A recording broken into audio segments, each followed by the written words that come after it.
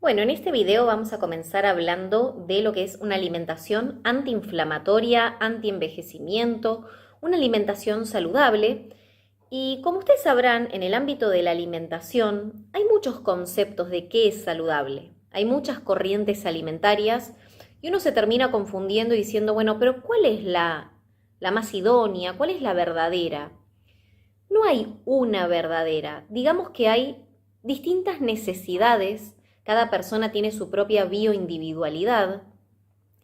Puede tener también preferencias éticas o morales. Entonces, yo no quiero en este video meterme en la vida personal de ustedes, en las decisiones de ustedes. Eso es personal de cada persona, qué corriente alimentaria elige. Pero mi sugerencia es que siempre vayan investigando todos los nuevos paradigmas, los nuevos descubrimientos, todo lo relacionado a la longevidad, a la salud, donde está muy conectado a la nueva nutrición y que desmantela o desmiente un montón de cosas que se enseñaban antes y que nos reafirman otras que son muy necesarias. Es por eso que cada persona hará su experiencia con la información que consigue y yo simplemente lo que les voy a hablar hoy es de una alimentación que es inherente a la vida de cualquier persona que quiera alimentarse de forma saludable y de forma antiinflamatoria. No voy a estar promoviendo ni veganismo, ni vegetarianismo, ni keto, ni paleo, ni frugivorismo, ni crudivorismo, ni higienismo, ni nada, porque hay muchísimas corrientes alimentarias. Yo ahora lo que voy a hablar es de reglas o, digamos, postulados que se aplican a cualquier persona y que unifican a todas estas corrientes y que tienen que ver con ingerir alimentos de calidad, reales y antiinflamatorios. Luego, la corriente alimentaria que ustedes elijan va a depender de muchos factores, de su salud, de sus necesidades, de su forma de pensar, de la información que reciben, de sus investigaciones. Entonces, bueno, mi intención no es que vean esto como un video que habla de una dieta, sino de un estilo de vivir saludable y más consciente. Como verán, cambié de escenario porque tengo el karma del perrito. Cada vez que me pongo a grabar comienza a ladrar el perrito, así que me cambié de ambiente. Así que bueno, digamos que cuando hablamos de alimentación, vamos a hablar en términos de hábitos alimentarios. ¿Qué quiere decir hábitos alimentarios? Quiere decir que yo voy a estar hablando de lo que es conveniente tener en cuenta para el día a día, porque nuestra vida es la construcción de nuestras rutinas cotidianas, de lo que hago todos los días, no de los gustitos que me puedo dar alguna que otra vez por semana, en alguna salida con amigos o en alguna merienda que me quiero dar un gusto. No estoy hablando de las cositas que uno puede hacer salteadas, esporádicas, sino lo que yo elijo como construcción cotidiana. Eso es lo que va a determinar mi calidad de salud. Porque también mi idea es abordarlo de una forma no fanática. La realidad es que no todos servimos para hacer cambios radicales. En realidad los cambios que mejor se arraigan son los hábitos progresivos y sostenibles en el tiempo. Y eso lleva un tiempo de ir asimilándolo, sobre todo cuando uno viene de una alimentación muy ultraprocesada, muy chatarra, con muchos saborizantes artificiales y que uno está como desacostumbrado al sabor natural de los alimentos, al sabor real de los alimentos. Entonces, si yo quiero que una persona logre cambios sostenibles en el tiempo, tengo que tener paciencia e ir trabajando en objetivos chiquitos de a poco para que no les sea abrumador. Entonces, si bien hoy les voy a hablar de muchos temas en relación a esto, o vamos a tocar muchos puntos, no es que todos los tengan que aplicar todos de golpe. Es para que ustedes puedan comprender lo que es una alimentación antiinflamatoria, pero ustedes van a ir haciendo su propio proceso de descubrimiento, de experimentación, y van a ir viendo los resultados en su calidad de vida. Lo importante es lo que yo construyo en el día a día, no es para volverse fanáticos. Hay personas que sí les resulta fácil y conveniente dejar todo lo que no, incorporar todo lo que sí de una. Pero son las menos. La mayor parte de las personas no trabajan de esa manera y el cerebro tampoco. El cerebro suele poner resistencias cuando la persona se siente obligada a hacer un cambio demasiado radical o incluso encara a la alimentación con el concepto de dieta, que lamentablemente la palabra dieta la tenemos muy estigmatizada porque la asociamos a restricción, a pasarla mal, cuando en realidad nosotros nos referimos más bien a un estilo de alimentarse, como una filosofía de vida más saludable. Y esto va más allá de cualquier corriente alimentaria. Lo que vamos a hablar hoy unifica a todas estas corrientes y es algo que lo pueden aplicar con cualquier clienta o cliente porque no tiene que ver con dar una dieta o un plan de alimentación para sanar enfermedades, o para que la persona baje de peso, no. Son sugerencias de hábitos saludables y antiinflamatorios que benefician a cualquier persona que lo aplique.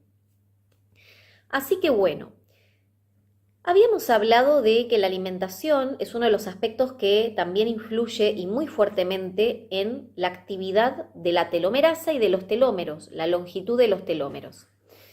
Entonces, yo les puse en el manual una guía, ¿sí? Que es una guía de alimentación que armé con los puntos más relevantes que considero que hay que tener en cuenta para ir aprendiendo, deconstruyendo, asimilando, que es una guía para comenzar el cambio alimentario.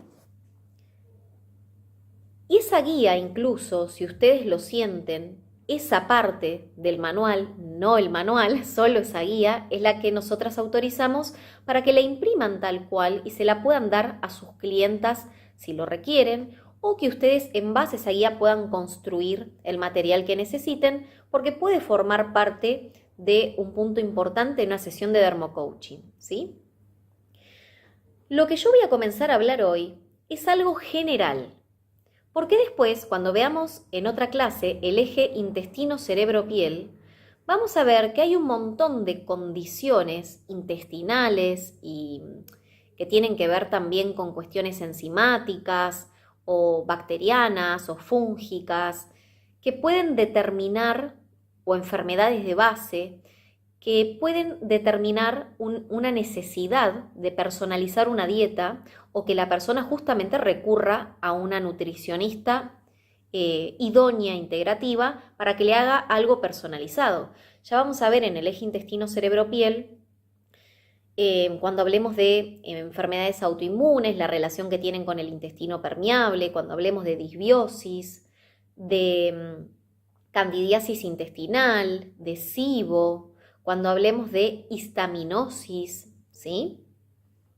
Entonces vamos a ver que en esas condiciones de base, o si hay un hipotiroidismo de Hashimoto, en esas condiciones de base, más allá de que la persona debe llevar una alimentación antiinflamatoria y real, tiene que cumplir además determinados requerimientos alimentarios orientados a sanar su patología. Entonces, si bien como parte de la formación lo vamos a ver, y ustedes van a tener herramientas para sugerir cosas puntuales a la persona, generalmente requiere el acompañamiento de otro profesional, ¿sí? Entonces es muy bueno en esos casos también tener en cuenta el trabajo en equipo, la derivación. Ahora vamos a hablar como si fuera una persona que simplemente lo que quiere es llevar una vida más saludable, prevenir enfermedades, mejorar su estado de energía, sentirse mejor, tener más resistencia, no tener inflamación intestinal, tener hábitos más saludables. No estamos hablando de que esto es una alimentación para quien tiene intestino permeable, para la tiroiditis de Hashimoto, para la candidiasis, no. Por supuesto que esto que vamos a hablar ahora va a beneficiar a las personas que tengan esas tendencias o esas patologías, pero no alcanza. Por ejemplo, en cada caso, como los que les mencioné, candidiasis, histaminosis, SIBO, hay puntos nutricionales estrictos que hay que cumplir para subsanar esa situación, más allá de lo que vamos a hablar hoy, ¿sí? Entonces vamos a ir de lo más general, esto es lo más general. Son cambios de hábitos generales que benefician a cualquiera. y que van a ver que muchos de ellos, por ahí ustedes los conocen o ya lo han escuchado hablar o les parece muy obvio. Y yo les aseguro que hay muchísimas personas, que incluso pueden ser clientas o clientes de ustedes, que no tienen idea. Hay mucha gente que al día de hoy no tiene idea de hábitos sanos en la alimentación y en su vida. Está acostumbrada al concepto de que lo saludable es el quesito light, es todo lo que es light, descremado, con edulcorantes, nada más lejano a lo que es saludable. Esos tipos de alimentos forman parte de los viejos paradigmas nutricionales que hoy están totalmente desmantelados.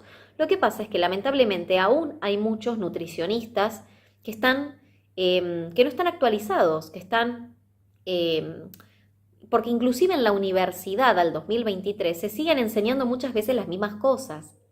Y también le pasan a muchos médicos más ortodoxos que no están abocados a todos estos nuevos paradigmas y que ante cualquier síntoma te quieren dar la pastillita mágica y no entienden cómo abordar esto de una forma integrativa o las patologías de una forma integrativa. Así como hay médicos que no están actualizados, también hay nutricionistas que no están actualizados. Entonces no es cuestión de condenar a nadie, pero ustedes ya que van a tener estas herramientas, que tienen además un listado de profesionales recomendados, van a tener para empezar a hacer un cambio primero ustedes. Lo que yo no puedo lograr en mí, jamás voy a poder ayudar a otro a que lo logre, eso es básico. Entonces ustedes pueden a partir de esto empezar a ponerse pequeños objetivos que les ayude a ir encontrando esa mejoría en su calidad de vida y no siempre tiene que ser a partir de una enfermedad, porque a veces cuando la persona se siente bien y dice, ay, pero yo no tengo nada de eso, yo no tengo candidiasis, ni SIBO, ni histaminosis, no tengo enfermedades autoinmunes, yo me siento bien. Hay personas que tienen una tendencia genética o un sistema inmune más fuerte, que tienen una microbiota intestinal más fuerte y se han sabido adaptar a algunos alimentos, pero eso no quiere decir que porque ahora no tengas nada, nunca te vaya a pasar nada prematuramente si mantenés malos hábitos. Justamente la inflamación crónica de bajo grado, gran parte del inicio o la gestación de las enfermedades que se dan por inflamación crónica de bajo grado son silenciosas. Es que la inflamación de bajo grado crónica es silenciosa. Ya cuando la persona está muy inflamada es porque ya no está en las primeras instancias. Y las primeras instancias pueden llevar años también. Entonces, no es cuestión de decir, porque me siento bien, no tengo que cambiar nada. Después, por supuesto, va a estar en el libre albedrío de ustedes. Pero si ustedes quieren ejercer como profesionales de esta materia y van a promover otro cambio de paradigmas, es importante que hagan la experimentación de ir haciendo cambios y a ir aplicándolo primero en ustedes para después poder acompañar a alguien, saber lo que puede sentir esa persona en ese tránsito, en ese cambio, poder darle sugerencias, apoyarla, contener a esa persona, saber de lo que hablo. Es muy importante, no necesitamos estar enfermos para ocuparnos de nuestra salud, necesitamos trabajar desde el concepto de salud preventiva y de medicina preventiva para justamente evitar enfermedades. Nos han implantado el chip de que tenemos que esperar estar enfermos para pedir la pastillita. Acá lo que buscamos es prevenir para evitar la enfermedad y no necesitar la pastillita. Si la necesitamos por cualquier motivo, genial, eso es otra cosa. No soy antimedicina, pero la medicina convencional no resuelve. Eso es lo que pasa, no resuelve de raíz. Entonces, vamos a comenzar con el aspecto más importante, el primer punto más importante de una alimentación que promueva la salud, la longevidad y que no genere inflamación y que realmente sea nutriente de alta calidad para tus células. Bueno, espérenme. El primer punto es descartar de la alacena, como les digo, esto no es para hacerlo de un día para el otro, todo junto radical, porque si no, nuestro cerebro va a poner tanta resistencia. Si lo podemos hacer radical, mejor, si podemos dejar de comer toda esta alimentación que es negativa.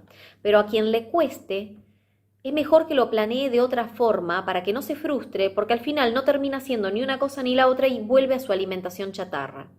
Lo importante son hábitos que se puedan sostener en el tiempo.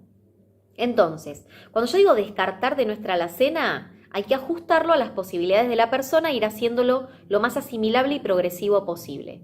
Si la persona está dispuesta a decir, vos decime lo que no tengo que comer, lo que tengo que sacar y yo no tengo problema. Bueno, si uno ve que la persona tiene esa personalidad muy predispuesta, uno puede mostrarle los alimentos que desde un inicio le convienen sacar de forma radical y genial, si lo puede sostener, buenísimo. Pero que tampoco sienta la presión de que nunca se puede dar un gusto, porque no es así.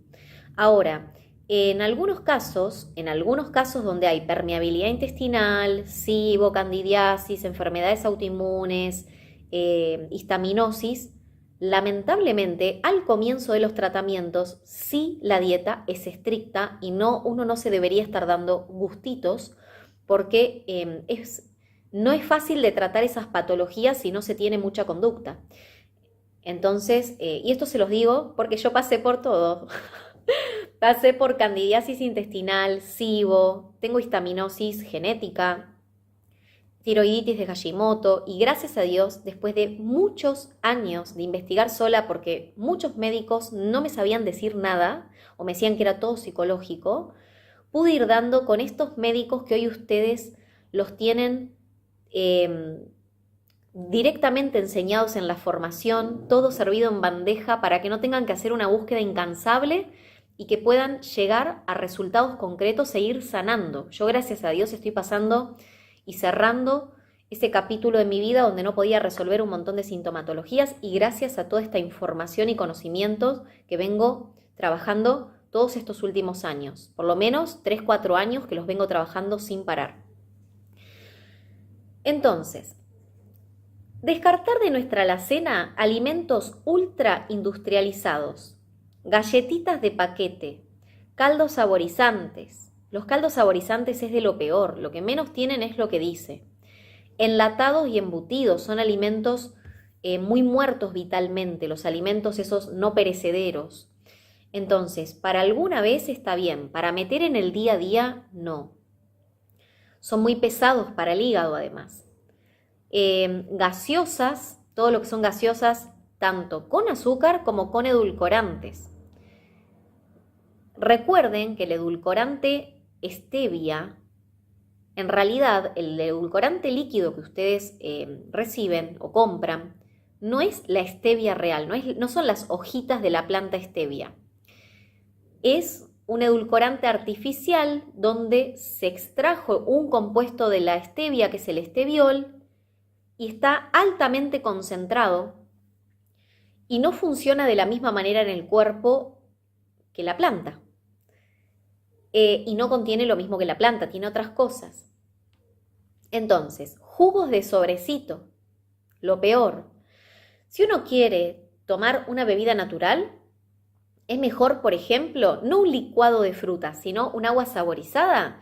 Es mejor hacerse en 1 litro de agua con un puñadito chiquito, por ejemplo, de uvas, de arándanos, 3 frutillas, 5 frutillas, que no quede como un licuado de frutas, sino que quede como un agua levemente saborizada que después la pueden filtrar y de esa manera le pueden poner una cucharadita de miel o le pueden poner un poquito de azúcar mascabo, ¿sí? Si quieren una bebida saborizada y dulce, pero lo ideal es no endulzar, ¿sí? Pero no importa, son formas de ir pasando a bebidas más saludables. Exceso de picantes, por supuesto que los países que están acostumbrados a comer mucho picante, como México, la India, bueno, hay muchos, ya la microbiota intestinal de esas personas está súper adaptada. Sin embargo, eso no quiere decir que el exceso de picante trae desequilibrios a largo plazo. Es un exceso de fuego para el hígado y nosotros deberíamos limitar los picantes. Limitar, no estoy diciendo de nada de picantes, pero no comer como esas personas que comen todo el tiempo mucho picante. Lo mismo que las frituras.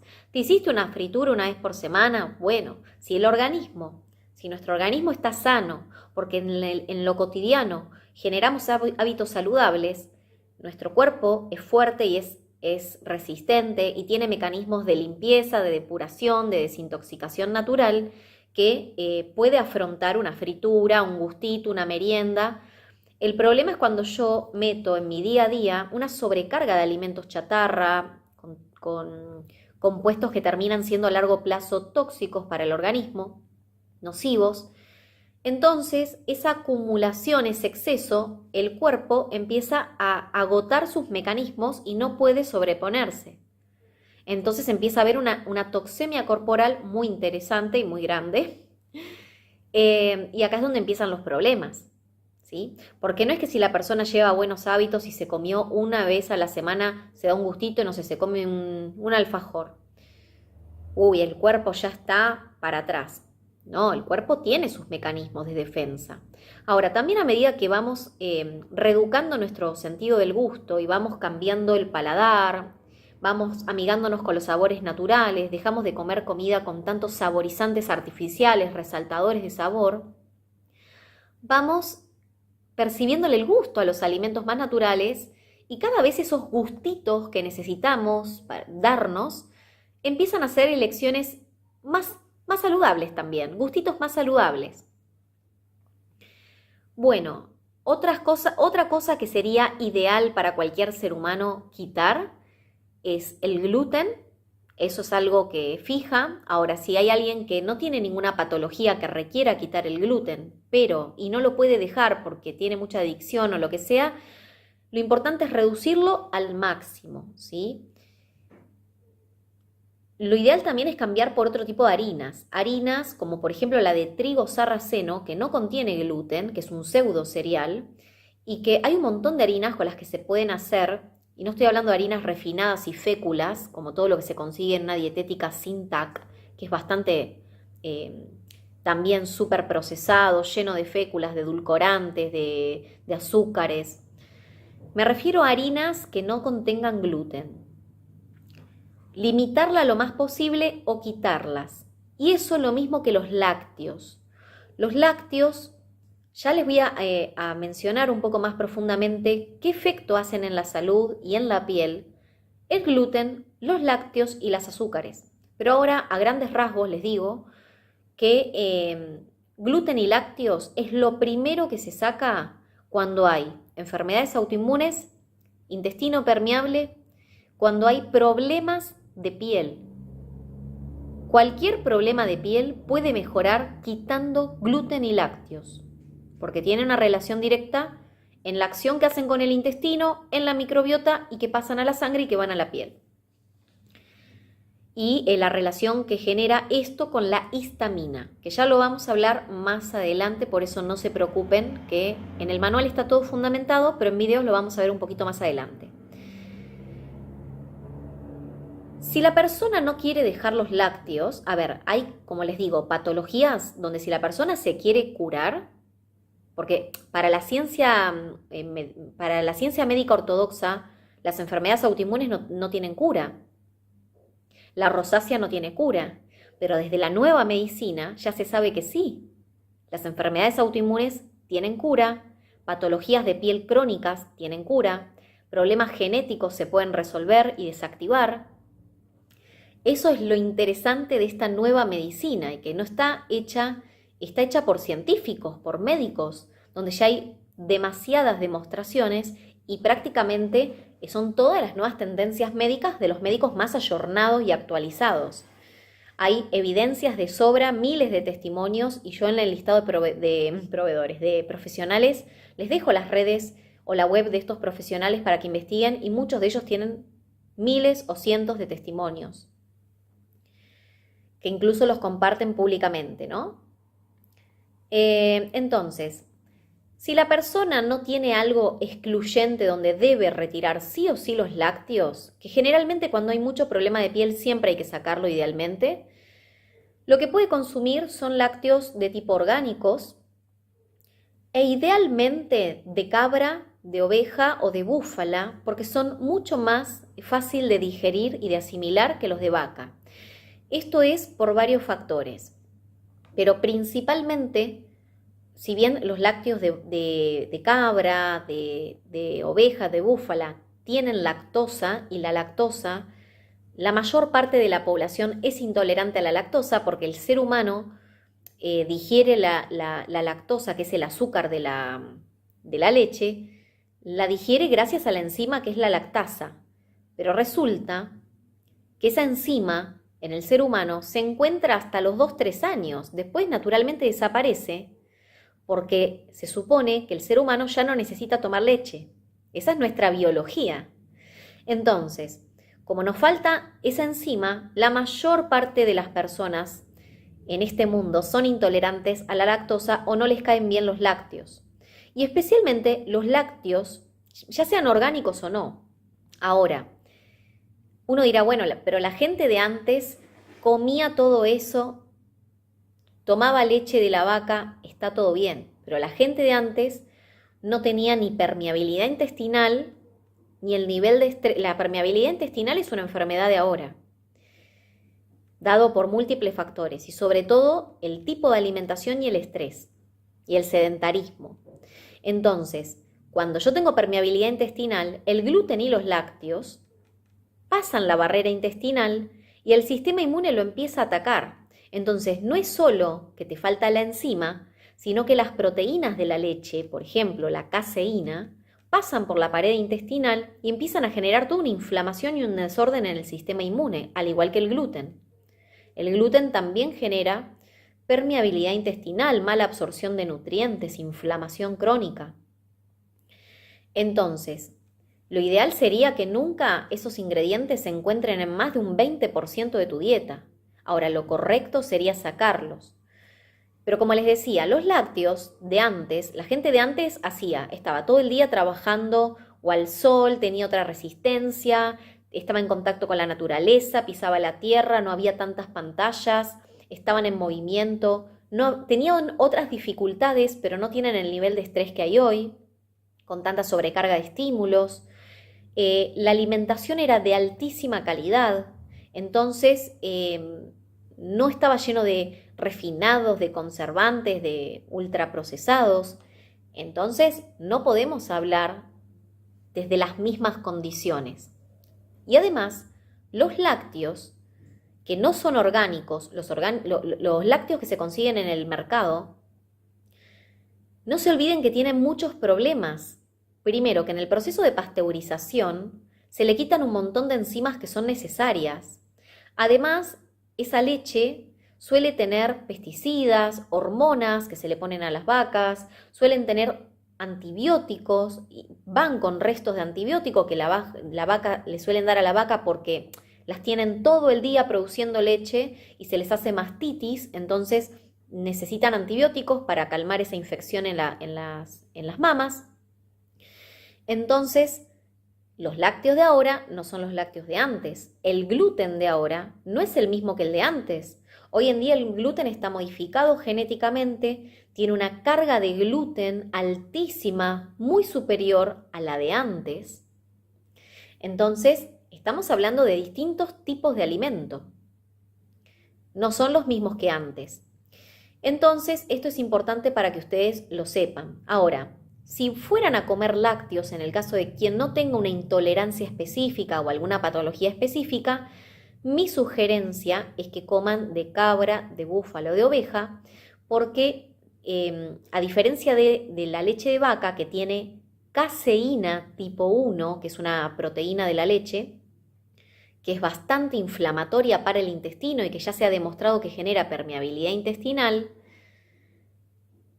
esta leche o quesos de cabra, de búfala o de oveja tienen caseína tipo 2, que es mucho mejor tolerada por el ser humano, ¿sí? No estoy hablando de la leche de cabra larga vida, ¿sí? Esa que, para que sea larga vida algo, imagínate lo que debe tener ahí adentro de conservante. Bueno, lo que habría que descartar son azúcares, cereales y harinas refinadas, ¿sí? Por ejemplo, el arroz blanco. Hay personas que el arroz blanco les cae mejor que el arroz yamaní porque la fibra del arroz yamaní les irrita. Y eso es porque muchas veces hay permeabilidad intestinal y hay una proliferación bacteriana que se llama SIBO, que todo el exceso de fibra o la fibra la fermenta, entonces cae mal. En un intestino sano, si bien el arroz integral necesita más esfuerzo de digestión, Es un nutriente mucho más saludable y fisiológico para el organismo que un arroz refinado. Pero bueno, el arroz refinado genera también un tema con el azúcar, ¿no?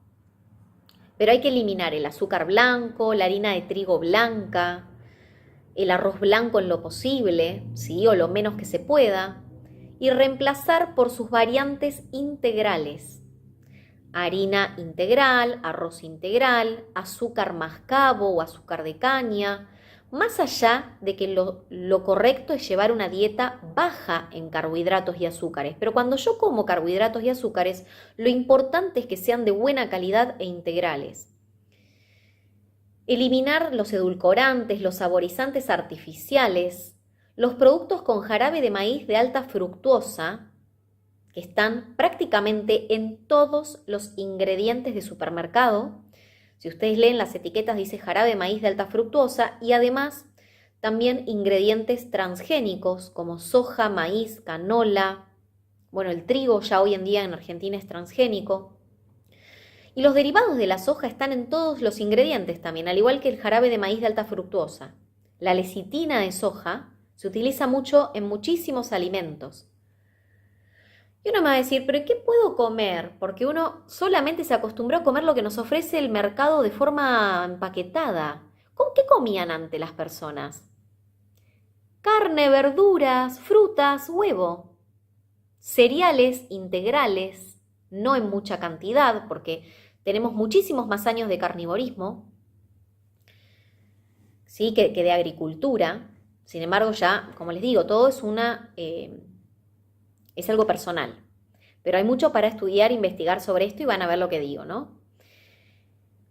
Si bien la soja, si se consigue orgánica, es mejor que la transgénica, la soja orgánica también no es un antinutriente y es bastante inflamatorio y genera problemas intestinales. Por ende, lo ideal es dejarlo para algo ocasional, no para comer tofu todos los días, ¿no?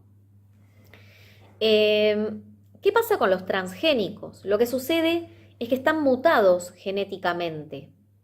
Y esos alimentos transgénicos ya se sabe que cuando nosotros todo lo que ingerimos va formando parte de nuestra sangre, de la nutrición de nuestros órganos, y cuando vamos agregando, consumiendo alimentos que tienen incorporado una tecnología que no es natural, que no es de la naturaleza, sino que está creada por el hombre para modificarla genéticamente, puede generar, y ya hay evidencias, porque antes faltaban evidencias porque eran recientes los transgénicos y no se sabía a largo plazo lo que podía generar.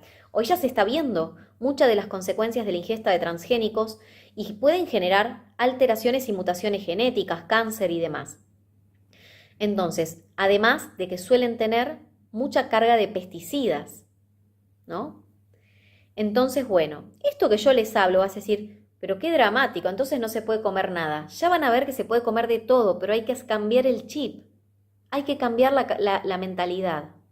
De a poco, como nos salga, pasito a pasito, vamos incorporando algo que sea realmente fisiológico. El café instantáneo es muy dañino para la salud, además que contiene muchas cosas que no son café. Yo les sugiero siempre café de grano molido, por ejemplo, es más caro, pero lo vale porque además el café orgánico, el café amargo, ¿sí? Es excelente para el hígado y tiene un montón de beneficios para la salud. Regula el azúcar en sangre.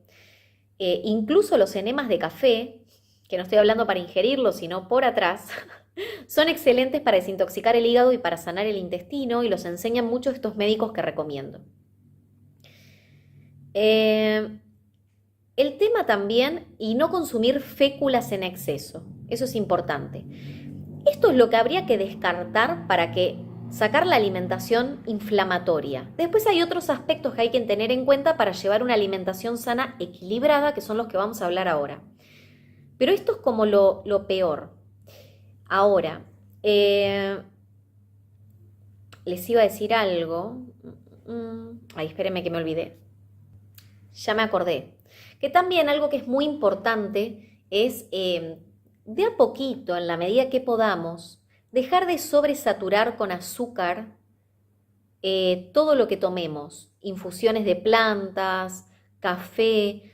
Al comienzo, cuando estamos tan acostumbrados y nuestro cerebro pide azúcar, nuestros parásitos intestinales piden azúcar y nuestras papilas gustativas no toleran el sabor amargo porque vivimos sobreestimulados con sabores súper concentrados y artificiales, refinados, todo lo que es diferente al azúcar lo sentimos medio feo, pero la realidad es que el café, como mejor sienta, es amargo.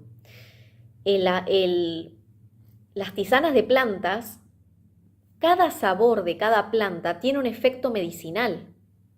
Si yo a todo lo vuelvo azucarado, no cumple la misma función, porque la función de la planta no pasa solo por el principio activo. Los sabores desencadenan determinadas respuestas fisiológicas. Incluso, por ejemplo, el sabor amargo sana el hígado, mejora la salud del hígado. Entonces, si yo a una planta amarga le meto azúcar, ya no cumple su función. Bueno, te quisiste dar un gustito de una tisana con azúcar, pero si vos querés empezar a incluir la medicina de las plantas, aprovechar las propiedades del café, que sea bien antioxidante, por eso es importante que sea no instantáneo, el café es muy antioxidante, necesitamos tratar de incorporar esto de dejar de meter tanta azúcar. Puedo probar ir poniéndole cada vez menos hasta que me vaya acostumbrando y en algún momento hacer el salto de no ponerle azúcar. Van a ver que es un antes y un después. Cuando ustedes se acostumbran a eso, cuando quieren volver a ponerle azúcar, se dan cuenta de lo asqueroso, porque ya no tiene sabor a café o a la tisana, tiene sabor a azúcar, porque la papila gustativa vuelve a su estado natural. Bueno, otro punto importante es reducir el consumo excesivo de carnes. Todas las carnes son necesarias en cuanto a los nuevos descubrimientos, a diferencia de todo lo que se decía antes, incluso se fue desmintiendo y hay muchos estudios y evidencias del tema se desmintió de que la carne genera cáncer, de que es esto, de que es lo otro. Yo se los voy a compartir para que ustedes solamente lo tengan como conocimiento y elijan desde su propia experiencia y libertad. Quien no elija comer carne por un tema de animales, de cuidado animal, se superentiende y tienen que estar muy atentas solamente a poder suplementar con lo que les falte, especialmente el complejo B. Hay varios aspectos que tienen que tener en cuenta nutricionalmente para que no haya deficiencias. Pero bueno, moderar el consumo de carnes, pero idealmente, si pueden, si está a su alcance, genial si es carnes de pastoreo, especialmente los pollos, que son los que vienen más hormonados. Otra cosa que está muy buena y que es muy útil, uno de los alimentos más completos del mundo es el huevo, pero el huevo orgánico. Porque si yo como los huevos industrializados, si bien me pueden aportar grasas saludables, le faltan muchísimos nutrientes. Eso ya está estudiado y hasta comparado. El huevo orgánico tiene muchísimos más nutrientes que el huevo de granja, además que el huevo de granja industrial estamos sobreexplotando a las gallinas con un maltrato que no es necesario. Y la gallina puede estar libre y poner huevos libre y son óvulos. Los huevos son los óvulos de la gallina, no es que nos estamos comiendo un pollito. Eso para que ustedes lo sepan. Y que realmente es excelente para la salud porque contiene todo lo que necesitamos, proteínas, grasas, nutrientes, todo. Es de los alimentos más completos y donde mejor se aprovechan sus nutrientes y su impacto en la salud es por la mañana y al mediodía, pero principalmente como desayuno. Un desayuno alto en grasas y bajo en carbohidratos y azúcares. Por ejemplo, un huevo revuelto con palta.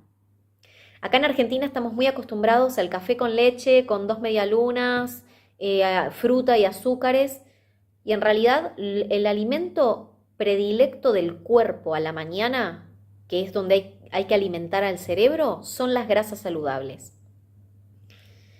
Pero bueno, como le digo, ustedes harán su propia experiencia. Todo esto que yo digo no lo estoy inventando, estamos hablando de la nueva nutrición y de los nuevos descubrimientos, ¿no? De todos estos últimos años.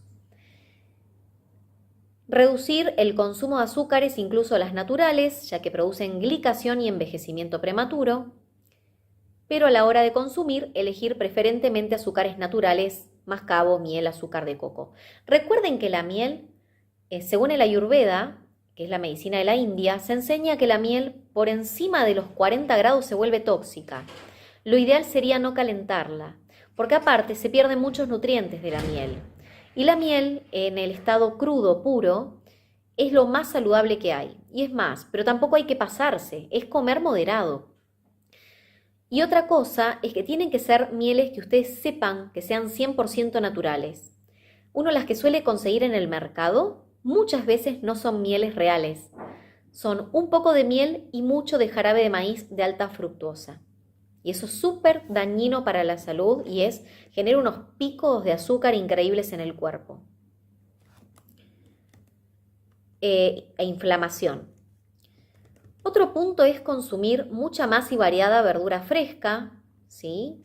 De distintos colores, incorporar nutrientes en la semana de distintos colores. Todos los colores de las plantas nos muestran distintos fitoactivos, por ende es muy importante mezclar, que haya de todo, colores rojos, verdes, amarillos, distintos colores que nos aporten distintos tipos de nutrientes. Idealmente, si ustedes tienen cerca o es posible que consigan fruta agroecológica, verdura agroecológica, muchísimo mejor, porque van a estar evitándose veneno de los pesticidas. Y si no pueden, una buena práctica es pelarle la cáscara. Está bien que en la cáscara están todos los nutrientes principales, pero a veces pueden tener una alta concentración de pesticidas y es mejor quitarle la cáscara. También recuerden lavar muy bien las verduras. Es muy fácil contraer Escherichia coli y un montón de problemas digestivos por lechuga o verdura mal lavada.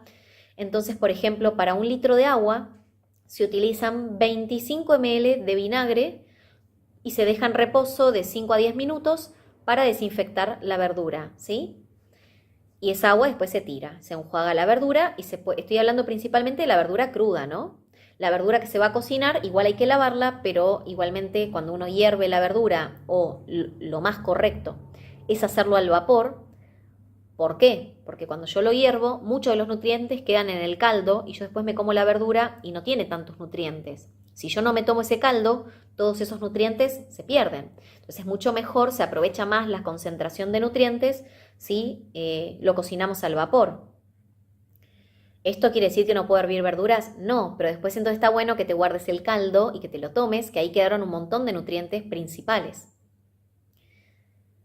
Cuando hablamos de alimentación real, estamos hablando de la alimentación real se le llama, es una corriente nueva, pero que es inherente a cualquier alimentación antiinflamatoria y sana, se le llama real fooding, que es consumir el alimento en su estado más puro y real, no toqueteado genéticamente, refinado ni demás.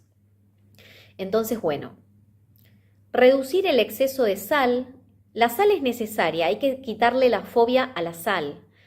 La sal es necesaria y hay muchos videos de médicos hoy explicando cómo se ha demonizado injustamente la sal. El problema es que nosotros tenemos que también aprender a consumir sales que tengan una carga de minerales completas, como son la sal marina, la sal rosada del Himalaya, ¿sí? Y siempre igualmente de forma moderada, ¿no? Nunca saturar. Por otro lado, incorporar frutas variadas a la dieta, ¿sí? De 1 a 3 por día es lo ideal. Y siempre, según el higienismo, y esto es algo que sí lo traigo porque es muy bueno, siempre alejado de las comidas principales, de 1 a 2 horas antes, acá que les puse lejos de la comida, 1 hora antes o 2 horas después. Claro, de 1 a 2 horas antes y 2 horas después de la comida. Eso es porque las frutas tienen necesitan distintas sustancias para ser digeridas y a veces es incompatible con nuestros alimentos, entonces fermenta, genera inflamación, gases y demás. Legumbres y cereales. Las legumbres son según tolerancia personal. La realidad es que cuando uno viene con alguna patología y necesita hacer una dieta estricta antiinflamatoria, Lo primero que se saca es gluten, lácteos, refinados, ultraprocesados, legumbres, cereales, incluso los integrales, todo tipo de granos, semillas, frutos secos, y lo que se consume son carnes, verdura, fruta y huevo.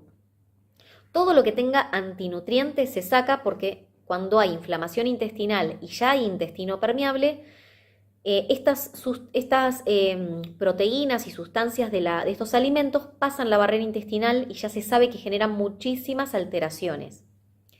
Ahora, hablando en una persona normal que no está teniendo ninguna alteración, lo puede comer según tolerancia personal. Lo ideal serían las legumbres remojarlas varias horas antes, después desechar el agua o dejarlas de una noche al otro día remojándolas. Y las podemos cocinar con un pedacito de alga kombu, que es para evitar flatulencias. Los cereales también generan inflamaciones, pero si se van a comer, sugerimos siempre cereales no refinados. Y una mejor opción que cae mucho mejor son los pseudo cereales, como el trigo sarraceno, la quinoa, el mijo, son excelentes. La quinoa es muy buena para la salud, entonces, bueno, sí, es muy importante. Hay algunos detox o tratamientos antiinflamatorios que incluso la excluyen por ser un cereal y durante un tiempo X no hay que comer ningún antinutriente o cereal o fruto seco, legumbre y demás. Pero en una dieta sana normal, que no está haciendo ningún proceso específico, es un alimento hermoso la quinoa, el trigo sarraceno y demás. El trigo sarraceno no tiene gluten, es un pseudo cereal. Lo mismo pasa con los frutos secos. Según tolerancia personal, suelen generar mucha inflamación, además de que suelen liberar bastante histamina. Las personas que son intolerantes a la histamina o tienen una disbiosis intestinal y naturalmente les está faltando la enzima DAO, que es la que digiere la histamina, no se preocupen si es mucha información, lo pueden rever las veces que necesiten, en el manual está explicado. Y estas cosas que yo digo histamina, que por ahí hay personas que no saben qué es, vamos a tener toda una clase de eso. Pero se los dejo grabado para que sepan. Los frutos secos tienen muchos alérgenos. Entonces, dependiendo la condición de base de la persona, no siempre los puede comer. Pero quien los pueda comer, una forma muy buena es también remojarlos 3-4 horas, hasta un poco más, y después desechar esa agua para activarlos. Cuando uno activa los frutos secos, esa agua, o sea, en el agua quedan los antinutrientes y el fruto seco se prepara para germinar. Entonces, genera mucha más energía vital, redobla sus nutrientes y queda de una forma predigerida para que sea más fácilmente digerido.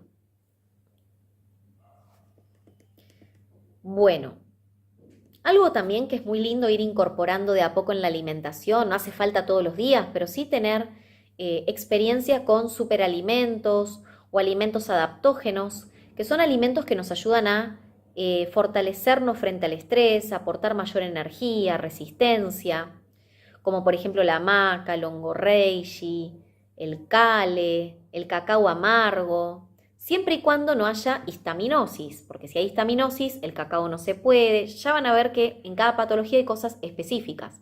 Estoy hablando acá en algo general.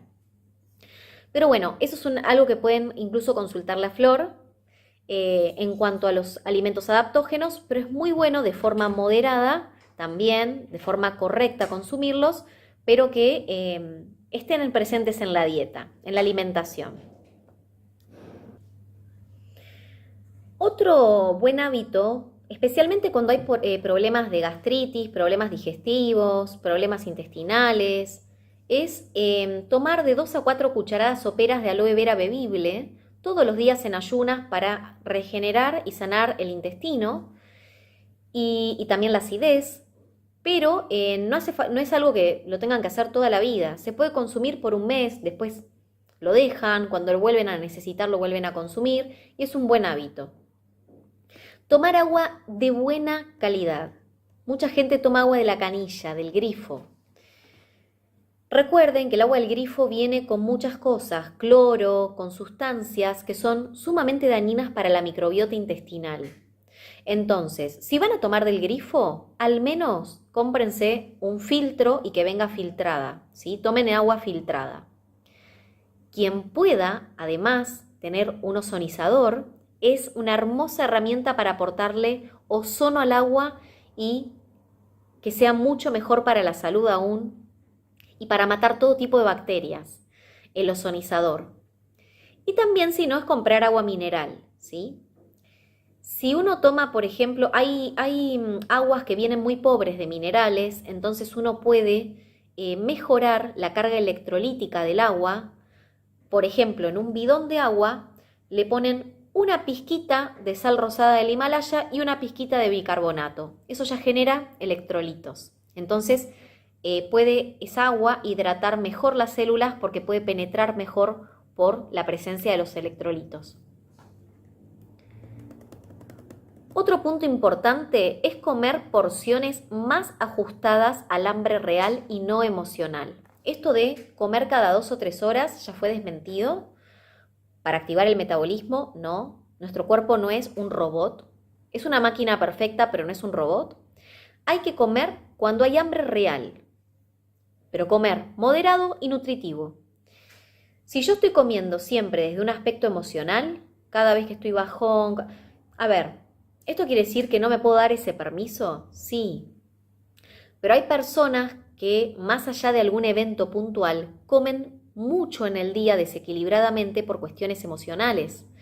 Acá es donde hay que empezar a hacer un ejercicio de autoescucha en el cuerpo y decir, ¿tengo hambre o tengo ansiedad o tengo angustia? Muchas veces tenemos un hambre emocional y no es real. Si nos ponemos a escuchar nuestro cuerpo, no hay un real hambre. Entonces, solo vamos a saturar al organismo a tener que estar digiriendo cuando no necesita comer. También los horarios de comer son muy importantes.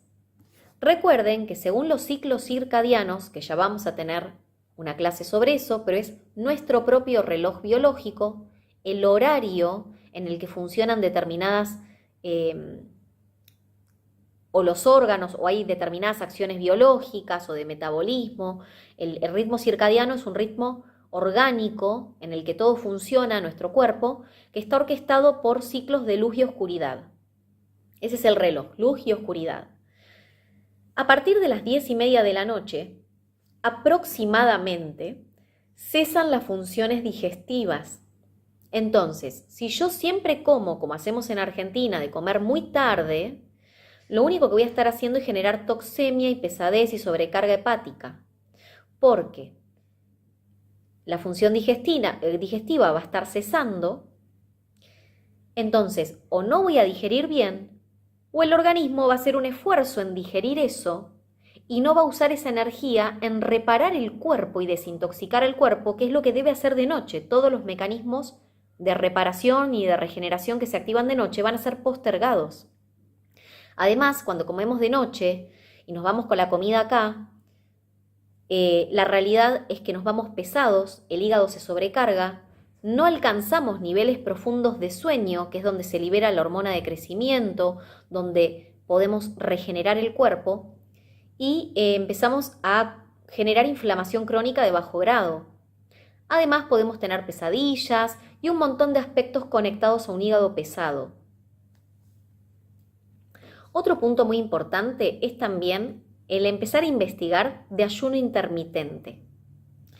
No todas las personas pueden hacer ayunos, o por lo menos no ayunos largos, pero el ayuno intermitente la mayoría de las personas lo pueden hacer y el ayuno intermitente ideal es de 14 a 16 horas. Son espacios, brechas en donde no comemos para que el organismo concentre toda su energía en reparar el organismo. Yo les puse un doctor, el doctor La Rosa, que habla mucho de ayuno intermitente, tiene muchos videos y hay muchísimas personas que han revertido sintomatologías y patologías complejas solo dándole al cuerpo el espacio para que se regenere y descanse, un descanso digestivo. Entonces, si no quiero hacer un ayuno intermitente porque no me siento capaz o porque todavía no tengo conocimiento, vayan investigando sobre el tema, y lo que sí podemos empezar haciendo es al menos un ayuno lo más prolongado posible, de 16 horas al menos, una vez a la semana, para que haya un reposo digestivo, o de un día, el domingo, por ejemplo, entonces uno se alimenta a base de jugos. Es lo ideal.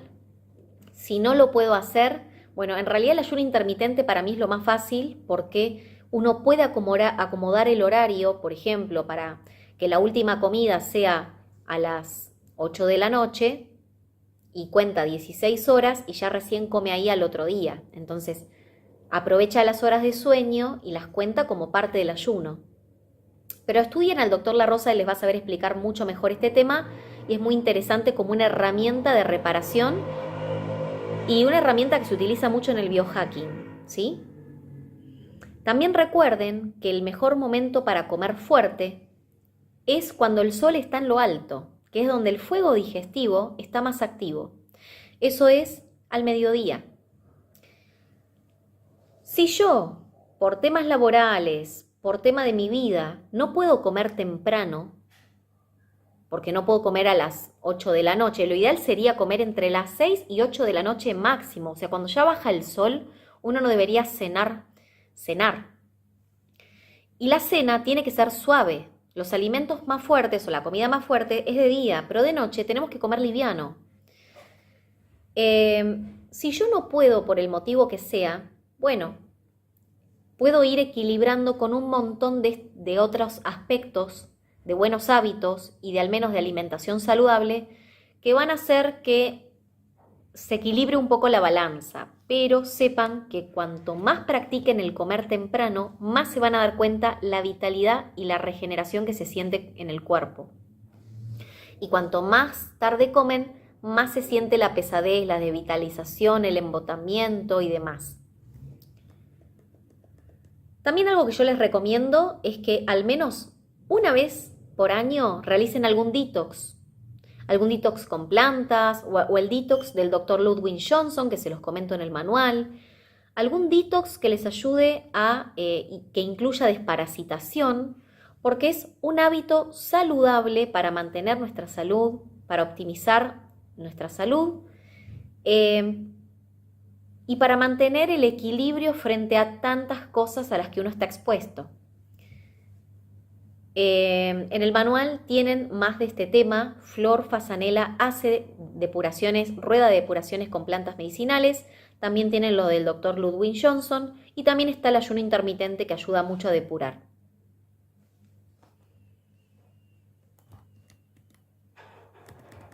Otro punto es masticar muy bien. Recuerden masticar muy bien, porque es muy importante que se forme bien el bolo alimenticio. Porque lo que yo trago de una y no mastico bien, hay alimentos que naturalmente necesitan estar muy bien predigeridos por las enzimas que están en la saliva, y que no se digieren tanto en el estómago con el ácido, sino en el intestino.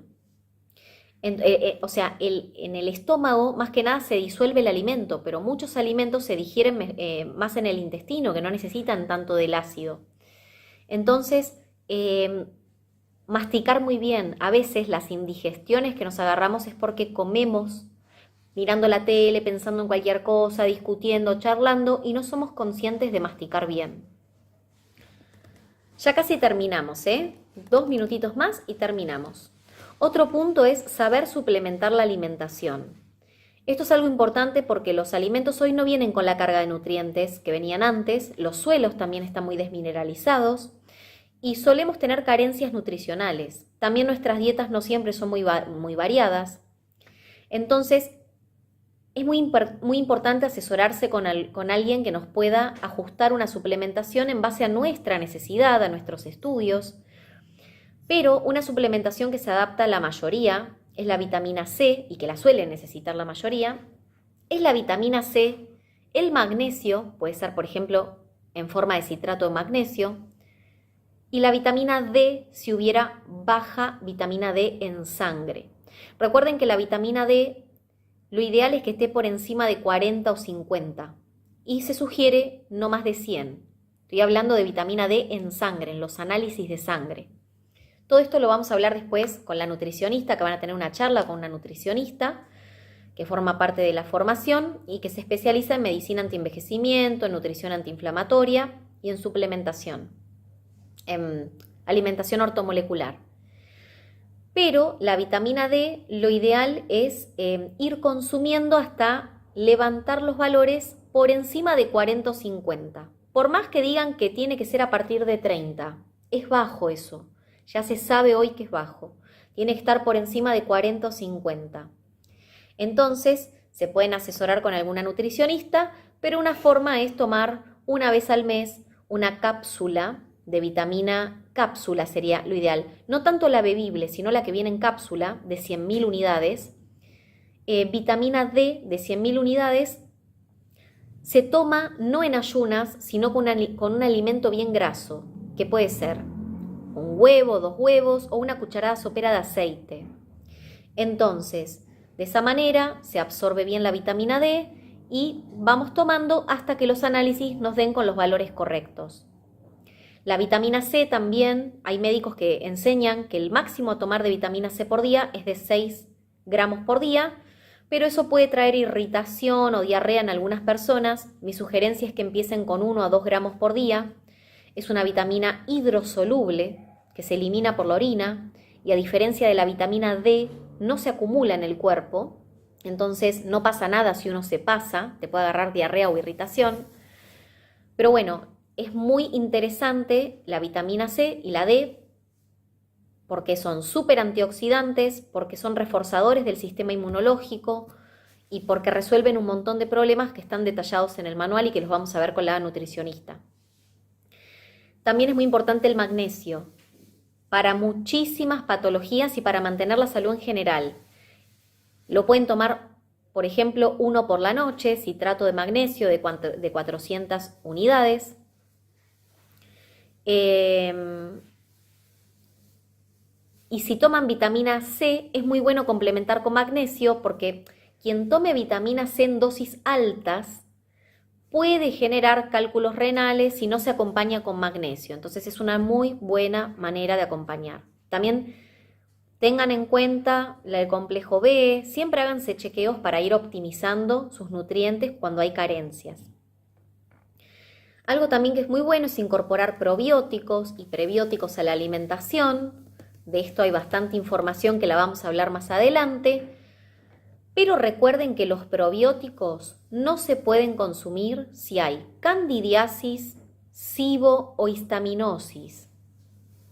Si bien estas patologías se dan por una disbiosis intestinal y proliferan bacterias más nocivas, la realidad es que hasta que no se regule esa proliferación bacteriana, fúngica y demás, no hay que sumar más cepas de microorganismos. Suelen generar más complicaciones y empeorar los cuadros. Entonces, los probióticos, especialmente me refiero a los fermentados, no hay que tomarlos en estas patologías. Primero hay que resolver la patología de base y luego los probióticos. Otro buen hábito es descartar el microondas. Siempre el microondas, esa radiación afecta la calidad del alimento, daña nuestras células. O sea, horno, sartén, freidora eléctrica de aire, de esas que son de aire, están buenísimas, pero no microondas. Incluir especias de buena calidad. Las especias es una forma de incorporar plantas a la alimentación y además se utilizan mucho en la medicina china y en la medicina ayurveda porque ayudan a digerir los alimentos. Además de que cada una tiene propiedades muy interesantes para la salud. Y último postulado, seguí tu intuición. Es muy importante que en base a todo esto que hablamos puedas hacer tu propia experiencia, afinar la escucha con tu cuerpo y simplemente ir eligiendo lo que sentís que necesitas, pero que también puedas ir haciéndote chequeos y controles que te permitan entender qué está pasando en tu organismo y qué podés estar necesitando de ayuda complementaria. En el manual van a tener un apartado de vitaminas y también van a tener un aspecto que se llama trofología o combinación correcta de alimentos, Que esto no es para volverse fanático de que sí o sí tengo que combinar de una forma los alimentos para que sea saludable. Esto es para que quien pueda y lo sienta lo tenga en cuenta porque mejora la digestión. La correcta combinación de alimentos permite de que cada alimento se digiera perfectamente, que no se fermente, que se absorban correctamente los nutrientes. Y para eso les puse un cuadrito que es importante que sepan. Por ejemplo, las frutas dulces con las ácidas no deben mezclarse porque no se digieren bien. Lo mismo las proteínas vegetales con los lácteos, porque generan distensión abdominal y además no se absorben correctamente los nutrientes. Por eso a veces cuando uno se hace hamburguesa de garbanzo y le pone queso arriba, es una mala combinación. Y bueno, y así en el manual van a ver que hay varias más combinaciones que no son recomendables. Esto no pasa nada si lo consumimos en algún momento. Me refiero a en los hábitos, cuanto más cuidemos la combinación de alimentos, mejor. Porque mejor digestión y especialmente en personas que tienen problemas de digestión. Y me había faltado un punto y con esto ya les termino. Les puse, incluir en tus comidas una buena porción de verdura cruda contiene mayor vitalidad y enzimas digestivas y va a aportarte otra calidad de nutrientes y de alimentación. Salvo las personas que tienen un colon irritable o problemas intestinales, ahí hay que tener cuidado con los crudos hasta que se corrija la patología de base. La mejor forma de ordenar la ingesta de alimentos para, que yo les puse acá, para hacer una buena diferencia en la salud, aplanando el pico de glucosa que podemos tener y generando menos antojos posteriores a la comida, menos inflamación y menos resistencia a la insulina, es la siguiente. Primero la verdura, después, porque ¿qué pasa? Yo acá les puse, las fibras de la verdura tapizan las paredes del intestino y hacen que los alimentos con hidratos se absorban menos, aplanando el pico de glucosa. Luego las proteínas, porque las proteínas retrasan la absorción de los hidratos. Y por último, los carbohidratos. De esta manera es mucho mejor digerir. Lo mismo si me voy a comer crudo, siempre una ensalada cruda al comienzo es mucho mejor y después pasar a un plato cocido. Entonces, bueno, chicas y chicos, esto es empezar a conocer cómo funciona nuestro cuerpo, nuestra fisiología y optimizar nuestra alimentación. Recuerden equilibrar la ingesta de omega 3 con omega 6. Una alimentación ultra refinada, chatarra e inflamatoria tiene alta concentración de omega 6, que es un ácido graso inflamatorio, que si bien se necesita para el cuerpo, se necesita que haya una proporción equilibrada.